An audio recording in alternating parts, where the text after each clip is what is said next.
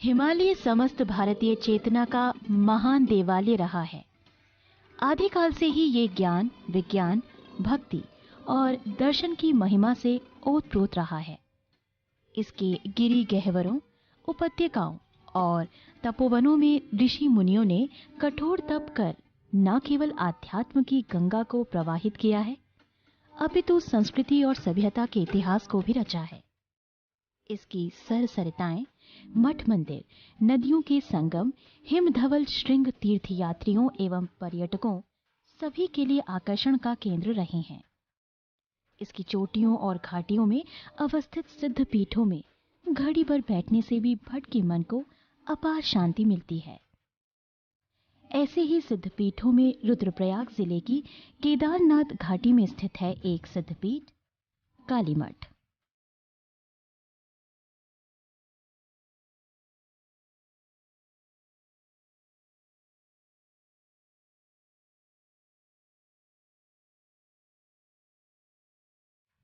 कालीमठ में महाकाली, महालक्ष्मी और महासरस्वती के 3 भव्य मंदिर हैं। इन मंदिरों का निर्माण उसी विधान से किया गया है जैसे दुर्गा सप्तशती के वैकृति रहस्य में बताया गया है, अर्थात बीच में महालक्ष्मी, दक्षिण भाग में महाकाली और वाम भाग में महासरस्वती मंदिर। महाकाली मंदिर का वास्तु अधिक पुराना नहीं है।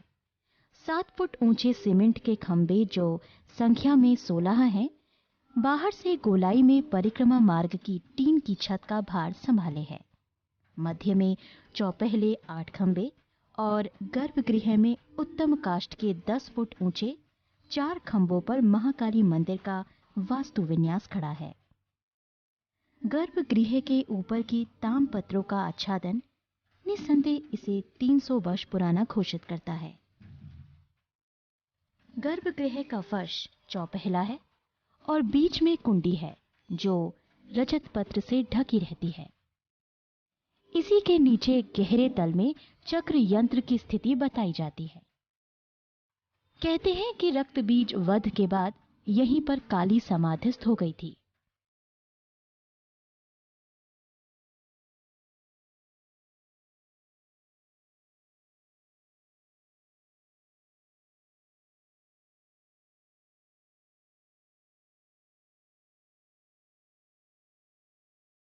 स्कंद पुराण के अनुसार, जो कि हमारे 18 पुराणों का सबसे बड़ा पुराण है, उस स्कंद पुराण के तीर्थ कल्प में, केदारखंड के तीर्थ कल्प में जो वर्णन आया है, लगभग 180वां जो अध्याय है और 200वां जो अध्याय है, वो इस क्षेत्र का बहुत अच्छा वर्णन करता है। उसमें लिखा हुआ है कि केदार मंडले दिव्ये मंदाकिन्या परे तटे सरस्वती नदी सौम्य काली तीर्थ इति स्मृतम। यहाँ पे स्कंद जी ने बहुत अच्छा वर्णन किया है कि मंदाकिनी के किनारे पे सरस्वती नाम की एक नदी है। उस नदी के किनारे पे बसा हुआ एक सिद्ध स्थल माँ भगवती का, जिसको कालीमठ के नाम से जाना जाता है, और वहाँ पे माँ भगवती अपने भक्तों के उद्धार के लिए रक्तबीज नामक राक्षस का संहार करने के लिए प्रकट हुई थी। कहते हैं कि स्कंद पुराण में ही वर्णन है और मार्कंडेय पुराण में भी इसका वर्णन आता है कि कहते हैं कि जब इस धरती पे राक्षसों का प्रादुर्भाव हो गया, राक्षसों ने अपने भक्तों को बहुत ज़्यादा त्रासित कर दिया, तो सारे देवताओं ने मिलकर के इसी सिद्ध स्थान में आकर के माँ भगवती की आराधना की थी। कहते हैं हिमवंतम नगेश्वरम, एक शब्द आता है कि इसी हिमालय, नगादिराज हिमालय के दक्षिण भाग में एक बहुत सुंदर शिला है जिसको काली शिला के नाम से जाना जाता है। अब वर्तमान में उसको रणमंडना भी कहते हैं।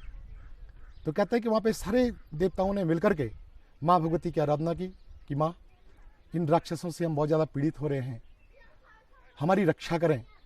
तो कहता है कि माता जी ने आकर के इसी रणमंडना में एक बालिका के रूप में अपना प्रकट होकर के अपने भक्तों का उद्धार किया था। और वर्णन भी है कि शक्रादयश्वरगणा निहतेति वीर्ये तस्मिन् दुरात मनसुरारी वलेच दिव्या। इस प्रकार से वर्णन आता है कि सारे देवताओं ने मिलकर के माँ भगवती की आराधना की और माँ भगवती ने प्रकट होकर के रक्तवीज नाम के राक्षस का संहार करके और अपने आप सिद्धपीठ काली मठ में, जिसको हमारे स्थानीय भाषा में खाड़े कालिंका भी कहते हैं। महालक्ष्मी मंदिर नागर शैली में बना हुआ है। सन 2013 की केदार घाटी त्रासदी में इसका पुराना मंडप क्षतिग्रस्त हो गया था। अब फिर इसका जीर्णोद्धार हो गया है।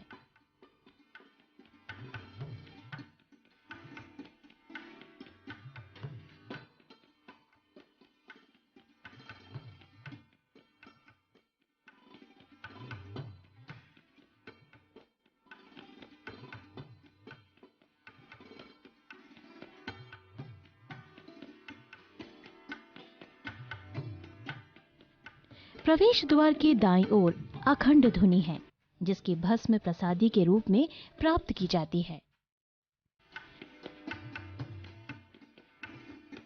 गर्भगृह में महालक्ष्मी की पीतल की धातु मूर्ति है, जो चतुर्भुज है। महालक्ष्मी मंदिर के मंडप अंदर ही गर्भगृह के बाईं ओर अनेक सुंदर पाषाण मूर्तियां रखी गई हैं।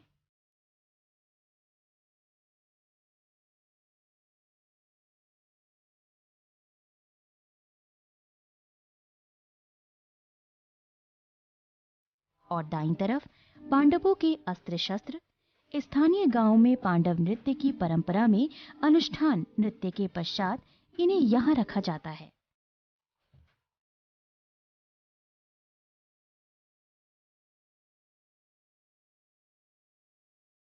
महालक्ष्मी मंदिर के बाहर बाईं ओर पृष्ठभाग में शिवलिंगों की एक जलेरी है।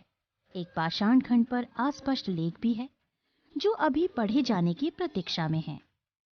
ऐसे ही अनेक मूर्तियों तथा शिवलिंगों की प्राप्ति मंदिर परिसर में ही एक धर्मशाला बनाते समय हुई है, जिससे यह अनुमान लगाया जा सकता है कि कभी इस परिसर में और भी मंदिर रहे होंगे। इसी मंदिर के बाहर बाईं ओर कई लंबे पत्थर गड़े थे, जिन पर बलि के महिष को बांधा जाता था। वर्तमान समय में मंदिर समिति तथा गब्बर सिंह राणा के प्रयत्नों से बलि प्रथा अब समाप्ति पर है।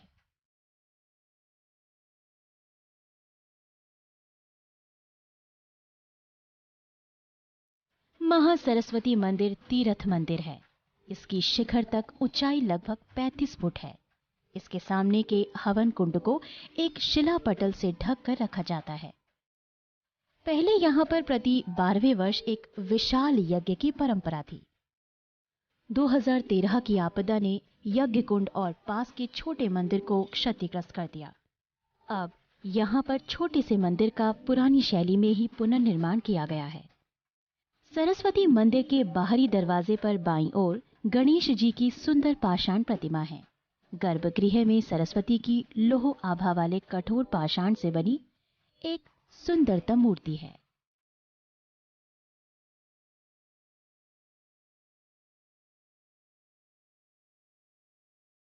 गौरी शंकर मंदिर लगभग 30 फुट ऊंचा है। इसका वास्तु विन्यास पूर्णतः सरस्वती मंदिर जैसा ही है। सन 1958 में इसका जीर्णोद्धार हुआ था। इस मंदिर के गर्भ में गौरी शंकर की सुंदर युगल मूर्ति है।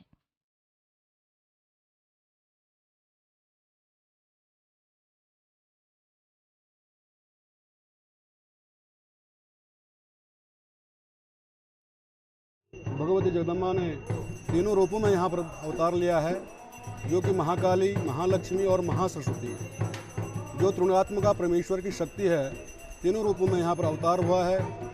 और भगवती ने रक्तबीज के साथ इस स्थान में युद्ध किया, रक्तबीज का वध कर दिया और देवताओं को अभिष्ट वरदान दिया कि हे देवताओं, तुम्हारी मनोकामना पूर्ण हुई। आज से जो भी भक्त इस स्थान में आएगा, अस्मिन् स्थाने ये करे संत पूजा स्नानम दानम तर्पणम वंदनम च। इस स्थान में जो भी मेरा भक्त आएगा, वो भगवती यहाँ पर जो है काले प्रत्यक्ष बलदा दर्शनात् सुनाद भी। इस स्थान में प्रत्यक्ष भगवती के दर्शन होंगे, इसमें कोई संशय नहीं है। इस स्थान में आने से स्नान का महत्व है, दान का महत्व है, तर्पण का महत्व है और भगवती पूजन का विशेष महत्व है। इस स्थान में भगवती जगदम्बा प्रत्यक्ष फल देती है दर्शन मात्र से ही। ये केदारखंड में सर्वोपरि सिद्ध पीठ है और शिव शक्ति से युक्त है। इसको आद्या जगत गुरु शंकराचार्य जी ने अपनी पुस्तक सौंदर्य लहरी में इसका वर्णन किया है। शिवा शक्त्यायोक्तो यदि भवति शक्तुं प्रभवितुं न चेदेवं देवो न खलु कुशलस्पन्दतमपि हरिस्त्वामाराध्यो हरिहरविरञ्चादिभिरपि प्रणन्तु स्तोतुं वा कथमकृतपुण्या प्रभवति। क्योंकि यह स्थान जो है शिव शक्ति से युक्त है। यहाँ पर भगवती जगदम्बा प्रार्थना से ही प्रसन्न हो जाती है। कवचिका किल न स्तुति अंबिके। इस स्थान में जो है भगवती की स्तुति करने मात्र से ही फल की प्राप्ति होती है। अनुष्ठान करने से फल की प्राप्ति होती है। पूजन करने से फल की प्राप्ति होती है। यज्ञ जप तप अनुष्ठान ध्यान आदि करने से सायुज्य की प्राप्ति होती है। इस स्थान में अनेक संत महात्मा और बुद्धिजीवी विद्वानों ने आज तक यहाँ पर अनेक प्रकार की सिद्धियाँ प्राप्त की हैं। इस स्थान में प्रायः सिद्ध पुरुष वर्ष भर में देखने को भी मिलते हैं और अपनी तपस्या में यहाँ पर साधनारत रहते हैं। यहाँ पर महाकाली है, महालक्ष्मी है, महासरस्वती हैं और जो महालक्ष्मी के मंदिर में यज्ञ कुंड है ये 3 युग से प्रचलित है। सतयुग, द्वापर, त्रेता और कलयुग में भी ये प्रचलित है। इसमें नित्य हवन होता है और इसकी जो भस्मी है ये अनेक प्रकार की सिद्धिदात्री के रूप में लोग ग्रहण करते हैं। परिक्रमा पथ पर ही भैरवनाथ का मंदिर है, जिन्हें काली मठ का रक्षक माना जाता है। समीपवर्ती कविल्ठा गांववासी ब्राह्मण कालीमठ के पुजारी हैं।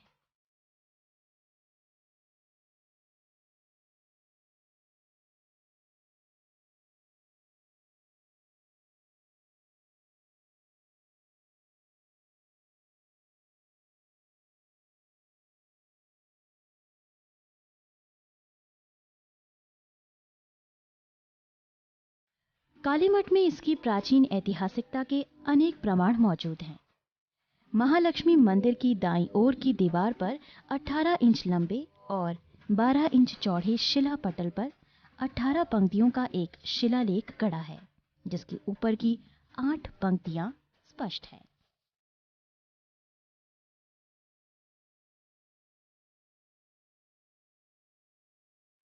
कालीमठ के मंदिर का जो एक महत्वपूर्ण ऐतिहासिक साक्ष्य है वो 12वीं शताब्दी के संस्कृत भाषा का एक लेख है।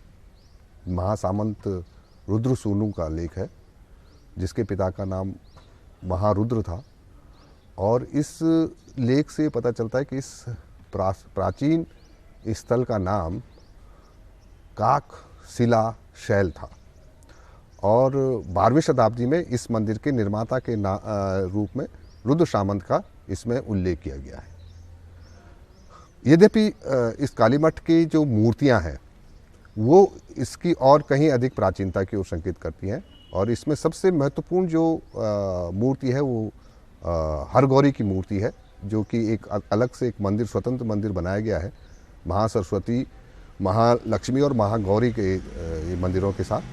और इसमें जो आलिंगनबद्ध शिव पार्वती को दिखाया गया है, उनके वामांग में बैठी हुई पार्वती को दिखाया गया है। ये बहुत ही अद्भुत प्रतिमा है, जिसका समय लगभग 9वीं से लेकर 10वीं शताब्दी की ईस्वी के बीच रखा गया है और ये उत्तराखंड से प्राप्त कला की दृष्टि से बहुत ही अद्भुत कलाकृतियों में इसकी गणना की जाती है। कालीमठ के पास शीर्ष में बसे ब्योंखी ग्रामवासी ही इस कुंडली को खोलते हैं और नवरात्रि में अष्टमी की रात्रि को यह अनुष्ठान संपन्न किया जाता है। तब यहाँ पर एक विशाल मेला लगता है।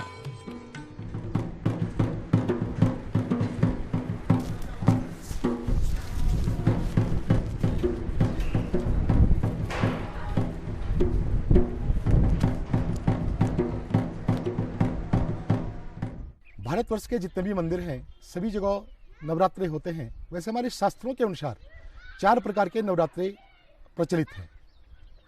उसमें जो सबसे महत्वपूर्ण नवरात्रा माना जाता है वह शरतकालीन, शीतकालीन नवरात्रे, वसंतकालीन नवरात्रे और ग्रीष्मकालीन नवरात्रे। लेकिन हमारे उत्तराखंड में 2 ही नवरात्रों का प्रचलन है। शरतकालीन, जो कि असुज के महीने की शुक्ल पक्ष प्रतिपदा से लेकर के और विजयदशमी तक जो नवरात्रे होते हैं उनको शारदीय नवरात्रों के नाम से जाना जाता है। उन नवरात्रों में हमारे इस सिद्धपीठ काली मठ में अपार भक्तों का और श्रद्धालुओं का जन सैलाब उमड़ता है।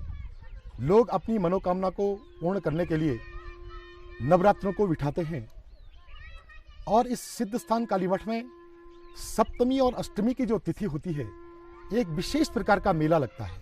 आश्विन मास की अष्टमी की रात्रि को उस कुंडी को से जल को निकाला जाता है। तो आज भी कहते हैं जो उस कुंडी के जल को निकालते हैं कहते हैं कि माँ भगवती की जो जटाएं हैं वो उनके हाथ पे लगती हैं। ये हमने देखा तो नहीं है, लेकिन वो लोग बताते हैं कि वो जटाएं आज भी उन लोगों के हाथ पे लगती हैं। यहाँ पर बसंत नवरात्र और शारदीय नवरात्रों का बड़ा महात्म्य है। वैसे तो हमारे हिंदुस्तान में चतुरेषु नवरात्रेषु चारों नवरात्रों का विधान है, लेकिन इनमें बसंत और शरद का जो है विशेष यहाँ पर पूजन होता है। और प्रथम दिवसमारभ्य नवम दिवस पर्यंतम श्री नवदुर्गा पूजनेन सद्या फल प्राप्ति ही।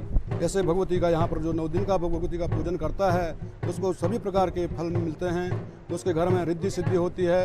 सर्वमंगल मंगल्ये शिवे सर्वार्थ साधिके शरणे त्र्यंबके गौरी नारायणी नमस्ते। यहाँ पर भगवती जगदम्बा जो है सर्व प्रकार के मंगल को देने वाली है, सभी बाधाओं को दूर करती है और भक्त के विशेष रक्षा के लिए यम यम चिंतते कामम तम तम प्राप्नोति निश्चितम। यदि कोई भक्त यहाँ पर अपना कोई विषय लेकर के आता है और मन से वो भगवती का संकल्प करता है कि भगवती मेरा कार्य सिद्ध हो जाए तो मैं आपकी इस प्रकार से पूजा करूँगा, तो निश्चित इसमें कोई संशय नहीं है, क्योंकि दुर्गा सप्तशती में भगवती ने खुद कहा है कि इसमें कोई सर्वाबाधा निर्मुक्तो धन धान स्थानता मनुष्य मत्साधन भविष्य न संशय। इसमें कोई संशय की बात नहीं है, ये देवी के वचन हैं। और यहाँ पर आज तक भगवती ने जिसने भी भगवती का स्मरण किया होगा उसकी मनोकामना यहाँ पर पूर्ण हुई है। काली मठ का प्राथमिक विद्यालय भी अपने में अनूठा है। पहाड़ी क्षेत्र के अन्य प्राथमिक विद्यालयों की तुलना में यहाँ के बच्चे निजी विद्यालयों से प्रतियोगिता करते दिखाई देते हैं। कंप्यूटर पर काम करते हुए तथा विद्यालय की पुस्तकालय की पुस्तकों का उपयोग करते देख आश्चर्य होता है।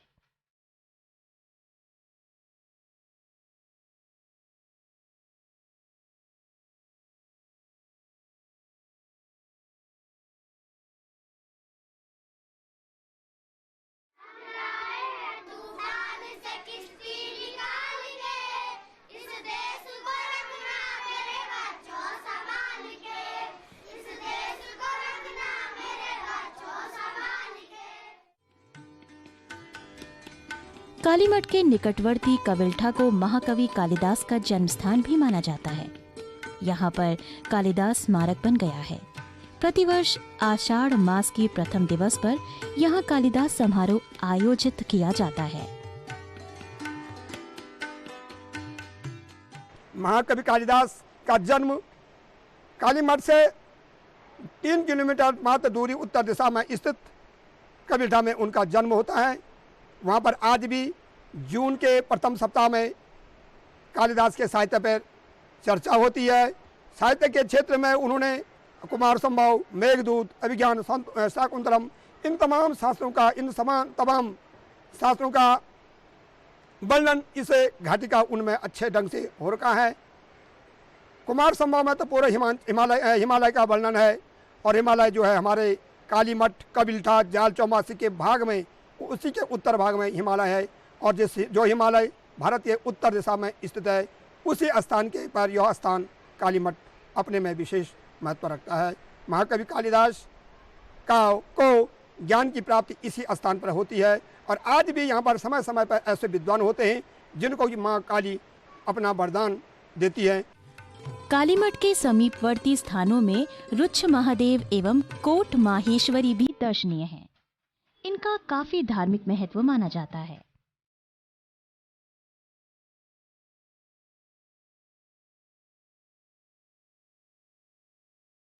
तो इस स्कंद पुराण में 92 अध्याय में रुच्छ महादेव और कोट माहेश्वरी का वर्णन अंकित है। केदारखंड में 90 अध्याय में वहाँ का वर्णन अंकित है।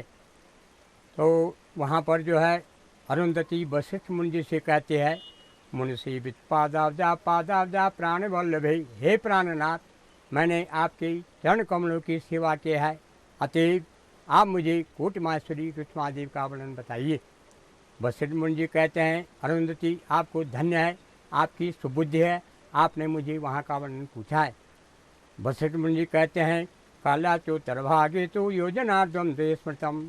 काली मठ से उत्तर की ओर आधी योजन की दूरी पर महादेव जी का सिद्ध पीठ है। काला चोत्तरभागे तो योजनार्धम स्मृतम तत्र स्थानम महादेवम सर्वपीठोत्तमोत्तम। वहाँ पर जो है सभी पीठों में उत्तम पीठ माना गया है।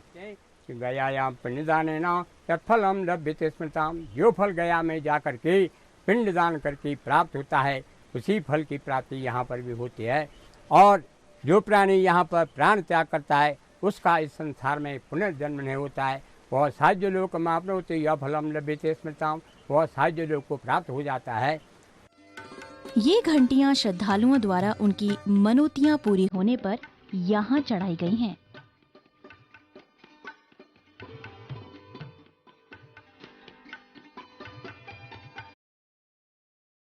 कालीमठ का वर्णन बिना प्रति बाबा की चर्चा के अधूरा है।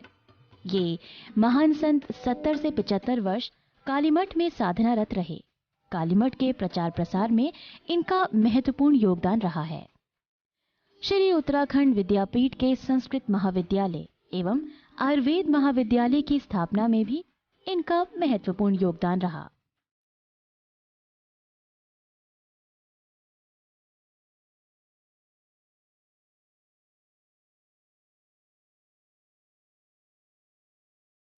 कालीमठ ऋषिकेश गौरीकुंड सड़क मार्ग पर गुप्तकाशी से जुड़ा हुआ है।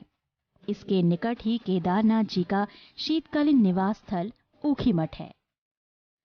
2013 की केदार घाटी त्रासदी से पहले यहाँ पर रुकने ठहरने की अच्छी सुविधाएं उपलब्ध थीं, किंतु त्रासदी में धर्मशाला, व्रती बाबा की समाधि, पुल सब बह गए। संपर्क मार्ग सिर्फ स्थानीय लोगों द्वारा बनाए गए पुल से ही हो पा रहा है। 2013 की आपदा में यहाँ के मंदिर और धर्मशालाएं और जो कुछ भी मकान बनी थी वो तहस नहस हो चुकी हैं और यहाँ पर शासनिक प्रशासनिक कोई कार्रवाई हुई नहीं हुई। लेकिन अभी तक पुल आने जाने का साधन पुल था वो भी ख़त्म हो चुका है। और मेरा शासन प्रशासन या अन्य जो भी लोग इसमें भाग ले रहे हैं, मेरा अनुरोध है कि इस तीर्थ को पहले जैसे पुनर्जीवित किया जाए सर। तो इस सिद्धपीठ को जोड़ने वाले मंदाकिनी घाटी से और इधर कालीमठ कालीगंगा से जोड़ने वाले दोनों पुल बह चुके थे और गांव के द्वारा निर्मित लकड़ी का छोटा सा पुल के सहारे ही या तीर्थयात्री जो हैं मंदिर तक पहुंच पाते हैं। पर देश विदेश के जो यात्री होते हैं वो इस पुल पे नहीं आ पाते हैं और इससे इस तीर्थ का जो है पर्यटक जो है नहीं पहुंच पा रहा है। तीर्थ का रोजगार जो है पूरी तरह से तबाह हो चुका है और शासन द्वारा ये जो पुल आधार में लटके हुए हैं इन पे कार्य अभी तक संतोष पूरा नहीं पा रहा है समय से। और यात्री मैं आग्रह करता हूं कि ये समय से कार्य पूरा हो जाए ताकि तीर्थ अपने लोगों को रोजगार दे सके, ये मेरी कामना है। 2013 की आपदा के कारण कई पुरातत्व की वस्तुएं भी नष्ट हो चुकी हैं। ये महत्वपूर्ण रहा है कि इस 2013 की आपदा में जनधन की बड़ी हानि हुई है और लेकिन इसके साथ साथ एक महत्वपूर्ण जो हानि हुई है और जो एक ऐसी हानि जिसके की पूर्ति होना शायद संभव नहीं है, वो थी हमारे हेरिटेज की, हमारे विरासत की बड़ी संख्या में जो हानि हुई है उसकी गणना और उसका आकलन अभी तक नहीं किया गया है। और कई प्राचीन मंदिर हैं, कई प्राचीन मूर्तियां हैं, कई प्राचीन दूसरे स्मारक हैं जो कि इस आपदा में नष्ट हो गए हैं, खंडित हो गए हैं और कुछ का तो अस्तित्व ही समाप्त हो गया है। तो इस पे भी ध्यान दिया जाना चाहिए था। इस आपदा के और पुनर्वास को लेकर के जो बहुत सारे सरकारों ने जो खर्च किए हैं, व्यय किया है, लेकिन ये थोड़ा सा अफसोस का विषय रहा है कि सांस्कृतिक जो लॉस हुआ है, हेरिटेज का जो लॉस हुआ है, उसको उसके उसके ऊपर उसका आकलन सही आकलन नहीं किया गया है, और नहीं जो बचा हुआ है उसको किस तरह से फिर से संरक्षित किया जा सके, उसको लेकर के अभी कोई योजना ऐसी कोई बनी हो, ऐसा दिखाई नहीं देता है।